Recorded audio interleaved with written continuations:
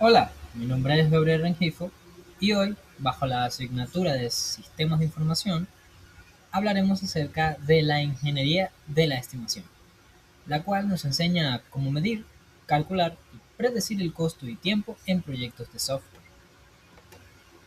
Para nadie es un secreto que la gestión y la planificación de proyectos constituyen el cimiento fundamental para organizar y garantizar el éxito en el desarrollo de sistemas complejos, transformando lo que a menudo se percibe como un arte oscuro en, en un proceso sistemático y disciplinado. Este proceso inicia con una definición clara del ámbito y la factibilidad del producto, permitiendo abordar la incertidumbre inherente al desarrollo mediante técnicas de descomposición y modelos empíricos de estimación de costo, esfuerzo y tiempo.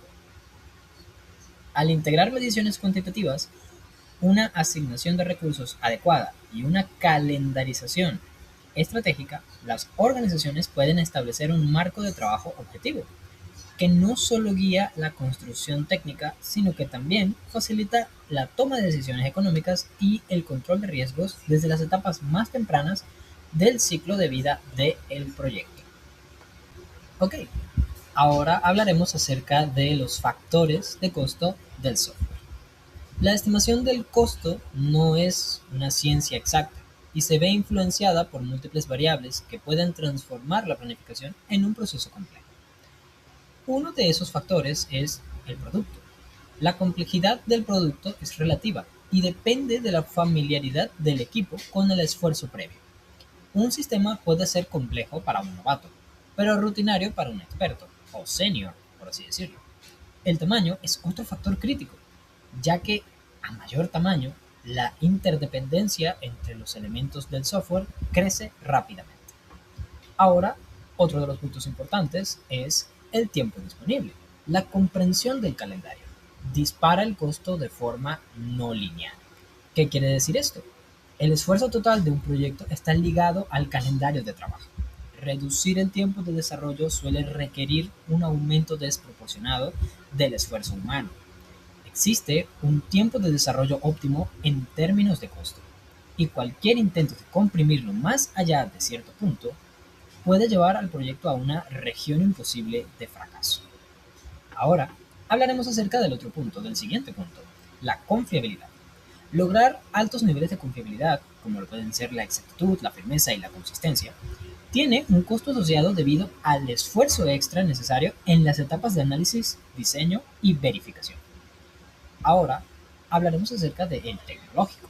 La madurez de la tecnología aplicada y el estado del entorno del software influyen directamente en la factibilidad técnica y en los recursos necesarios. Esto quiere decir que ese entorno de desarrollo y las herramientas de ingeniería están intrínsecamente ligadas a cómo se van a utilizar. Ahora hablaremos acerca de la productividad.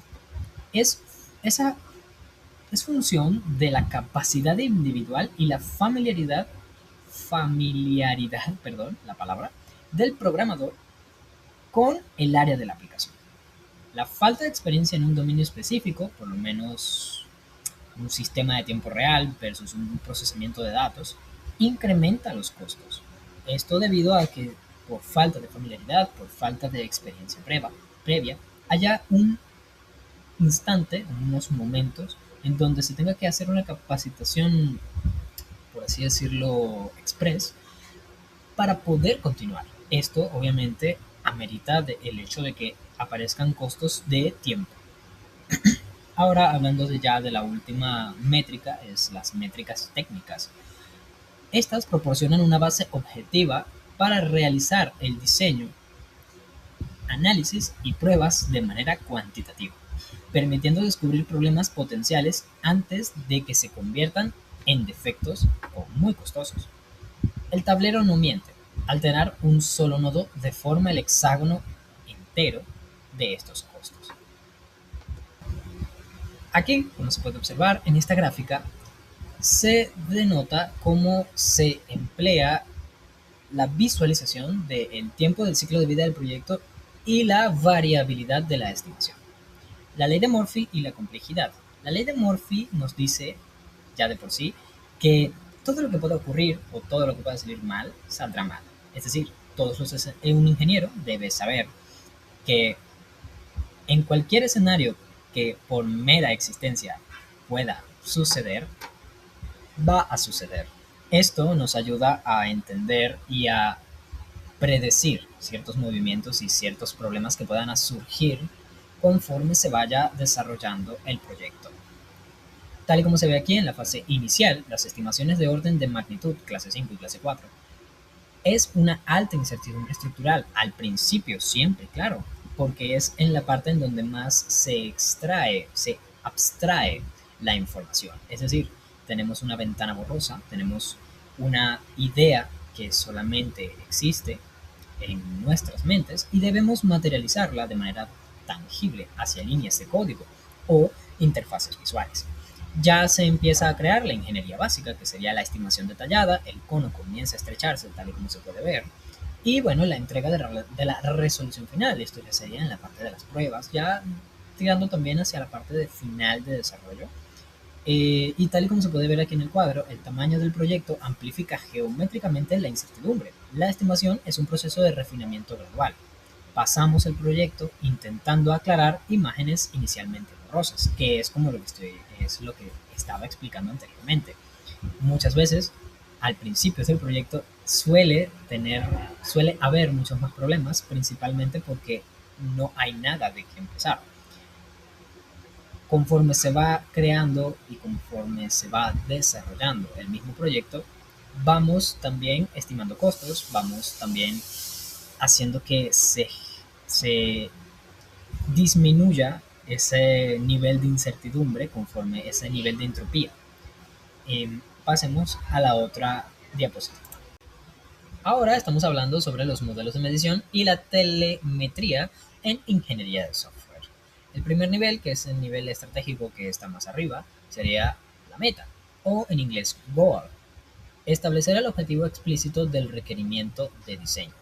Por ejemplo, evaluar la eficacia del código. Después vendría a nivel operativo la pregunta, que sería definir las interrogantes para lograr la meta. Después vendría a nivel cuantitativo la métrica, la medición exacta que responde la pregunta.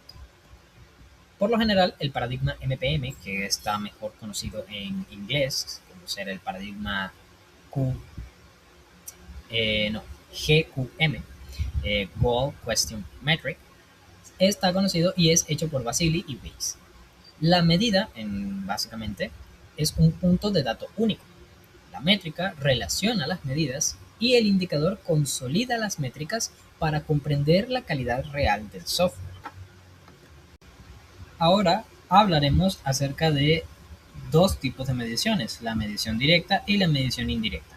La medición directa, el mejor ejemplo es las mediciones por líneas de código.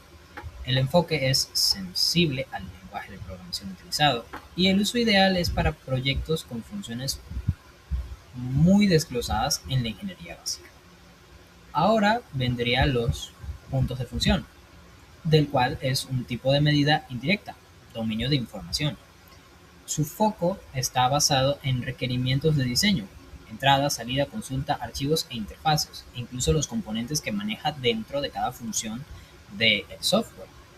Y su uso ideal es para evaluar la funcionalidad, entrega al cliente e independientemente de la tecnología. Claro, muchas veces para medir la estimación de un proyecto, anteriormente se utilizaba las líneas de código, es decir, se contaba cuántas líneas de código había en cada uno de los archivos, en cada una de las carpetas. Ahora, por lo general, se utiliza en medida indirecta. Digo ahora porque es más común, es mucho más estandarizado ahora que antes. Pero la medida indirecta, que es la de puntos de función, se basa más en medir la estimación de los costos basándose en las funciones, en la cantidad de componentes y en la cantidad de módulos que se utilizarían dentro del software mismo. La regla fundamental es que el tamaño del problema determina el tamaño del presupuesto. Ahora bien, hablemos acerca del arte de dividir y conquistar, las técnicas de descomposición de software. Las técnicas de descomposición son un enfoque utilizado en la ingeniería de software para abordar la complejidad de estimar el costo y el esfuerzo de un proyecto. Dado que un proyecto de software suele ser demasiado complejo para ser considerado como una sola pieza, estas técnicas lo dividen en componentes más pequeños o subsistemas más manejables que pueden ser estimados individualmente. Por lo general se encuentran distintas rutas, tal y como se ve en la diapositiva. La vía 1 sería la descomposición del problema, el qué, el cual sería particionar por dominio de información o requerimientos funcionales a través de una unidad de medida de LDC, que es líneas de código o puntos de función. ¿Qué pasa? Muchas veces también se centra, por así decirlo, la descomposición del problema se centra en las funciones del software o en los elementos del dominio de información que se van a construir. Para poder realizar esa estimación, el planificador debe entender primero el ámbito del software y luego generar una estimación de su tamaño utilizando dos medidas principales, las que vemos ahí en pantalla, que es el LDC y los puntos de función.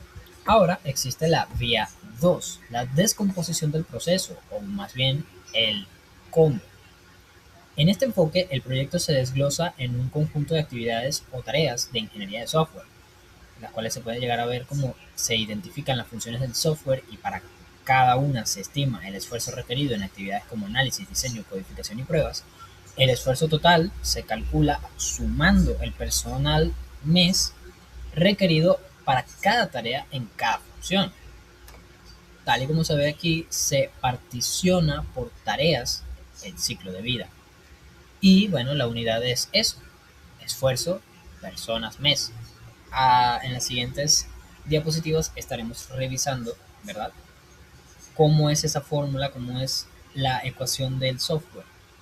Y por último, la nota que dice que la mitigación del riesgo geométrico se logra a través de la partición exhaustiva. Es decir, que mientras más subdividamos el, la complejidad del software y aparezcan más tareas pequeñas, por así decirlo, se podrá ir cumpliendo de manera más organizada y de manera más sistemática la resolución de dicho problema dentro del software. Llegó el momento de hablar sobre la curva PNR, Putman-Norton-Rayleigh. En términos simples, la curva PNR, Putman-Norton-Rayleigh, es una gráfica que explica la relación entre el esfuerzo y el tiempo que tardas en un proyecto. Durante el esfuerzo también se miden factores como cuánta gente y dinero se utilizan durante el desarrollo de este proyecto. Se utiliza, por lo general, para medir el punto óptimo dentro de la curva que muestra que existe un tiempo ideal para determinar un trabajo donde el costo sea más bajo posible. Si intentamos más lento o más rápido que ese punto, el costo total sube por lo general. Teniendo un ejemplo de la vida cotidiana, podemos utilizar el cocinar un guisado, algo que por lo general se encuentra un punto óptimo entre la cantidad de fuego que se utiliza para cocinarse el caldo y etcétera, y la cantidad de personas que estén cocinando juntas, por lo general una sola persona. ¿Qué pasa? Aquí obtenemos dentro de esta ecuación que el esfuerzo es igual a las líneas de código al cubo entre el parámetro de productividad al cubo por el tiempo al cuadrado. El insight que tenemos aquí dice que el tiempo es inversamente proporcional a la cuarta potencia del esfuerzo. Y también observamos que hay una trampa del tiempo, el cual dice que reducir el calendario de entrega dispara exponencialmente la cantidad de recursos necesarios. La comprensión del calendario destruye los presupuestos y puede llegar a retrasar la entrega en unos meses. Esto también reduce la fuerza laboral a la mitad, es decir, si tenemos 4 empleados, trabajarán 2, o sea, será el esfuerzo de 2, básicamente. Dentro de la industria del desarrollo de software se encuentran modelos de recursos, estándares de la industria. El modelo COCOMO 2 de Boehm, el cual tiene un tipo de modelo constructivo de costos. Su jerarquía abarca el diseño temprano hasta la fase post-arquitectura. Y el mecanismo utiliza los cost drivers o controladores de costo, factores de escala y multiaplicadores de ajuste para el entorno. Ahora, también está la ecuación del software, Putman, como anteriormente habíamos hablado. El tipo es un modelo dinámico multivariable, cuyas variables claves son el factor de habilidades especiales, B, parámetro de productividad, que anteriormente estábamos hablando, y el tiempo de duración. Muy bien, ya hemos hablado acerca de cómo es la estimación tanto de costos como de esfuerzo como de tiempo. Ahora hablaremos de cómo esto se representa en la fase de planificación dentro de un proyecto de desarrollo de software.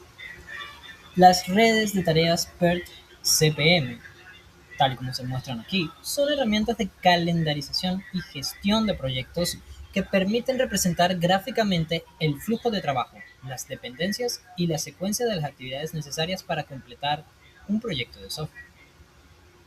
Ya entrando a nivel de detalles, las definiciones fundamentales como que es PERT es Program Evaluation and Review Technique. Es una técnica de revisión y evaluación de programas, tal como lo dice su nombre en inglés, que utiliza modelos estadísticos para establecer estimaciones de tiempo más probables para tareas individuales, mientras que el CPM, el Critical Path Method, es el método de ruta crítica, enfocado en identificar las cadenas de tareas más largas que determina la duración total de un proyecto. Ahora bien, la red de tareas es una representación gráfica, tal y como se muestra aquí, de las fases del proyecto donde se muestran las tareas y subtareas interconectadas entre sí. ¿Para qué sirven estas técnicas? Bueno, por lo general estas técnicas sirven para determinar la ruta crítica, calcular tiempos de frontera y gestionar el riesgo. Al conocer las rutas críticas, el administrador puede monitorear el progreso de cerca para reconocer retrasos inmediatos. Ahora, tal y como aparece aquí gráficamente, está un diagrama de Gantt. Por lo general es la gráfica más común, es, por así decirlo, el cronograma estandarizado en la industria, el cual nos permite a nosotros como desarrolladores crear un mapa de caminos del proyecto que permite transformar una lista de tareas en un flujo de trabajo lógico y controlado. A su vez, también se hace la distribución ideal del tiempo, la regla 40-20-40, que sería 40% en análisis y diseño, 20% en codificación o desarrollo, por así decirlo, y el otro 40% en las pruebas, implementación y, bueno, posteriormente el mantenimiento. Tal y como vemos aquí, tenemos un data pipeline, el cual se basa en definir cada una de las fases de esta ingeniería de estimación. La fase 1 es medir, el paradigma Goal Question Metric o meta pregunta métrica, los requerimientos tanto de PF como LDC, que serían los puntos de función y las líneas de código, y las métricas de orientación a objetos. Fase 2, descomponer, la cual se trata en la descomposición del problema, el qué, y la descomposición del proceso, el cómo.